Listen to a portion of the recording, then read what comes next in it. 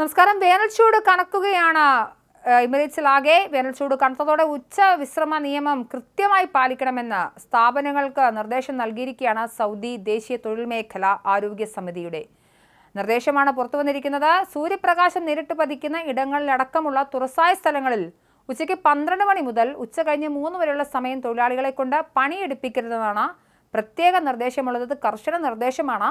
ഉച്ചവിശ്രമ സമയത്ത് തൊഴിലാളികൾക്ക് സുരക്ഷിതമായി വിശ്രമിക്കുന്നതിനുള്ള സൗകര്യങ്ങൾ കമ്പനികളും സ്ഥാപനങ്ങളും ഏർപ്പെടുത്തണം. കനത്ത ചൂടിൽ പുറത്തു പണിയെടുക്കുന്ന തൊഴിലാളികൾക്ക് സൂര്യാഘാതം ഉണ്ടാകാതിരിക്കാനുള്ള കരുതൽ കമ്പനികൾ എടുക്കണം. ആരോഗ്യ പ്രശ്നങ്ങൾ ഒഴിവാക്കാനും ഉച്ചവിശ്രമ നിയമം പ്രാബല്യത്തിൽ വന്നിരിക്കുന്നത്. സെപ്റ്റംബർ 15 വരെയാണ് ഈ നിയമം നിലവിലുണ്ടാവുക. കിഴക്കൻ പ്രവിശ്യയിലെ വിവിധ പ്രദേശങ്ങളിൽ വെള്ളിയാഴ്ച അടക്കം 48 ഡിഗ്രി ചൂട് അനുഭവപ്പെട്ടിരുന്നു. രാവിലെ 11 മുതൽ വൈകിട്ട് 4 വരെയുള്ള സമയത്താണ് കനത്ത ചൂട് അനുഭവപ്പെട്ടതെന്നും റിയാദ്, മദീന, മക്ക എന്നിവിടങ്ങളിൽ പൊടിക്കാറ്റിന് കാരണമാകുന്ന കാറ്റ് തുടരുമെന്നും കാലാവസ്ഥാ നിരീക്ഷണ കേന്ദ്രം അറിയിച്ചിട്ടുണ്ട്.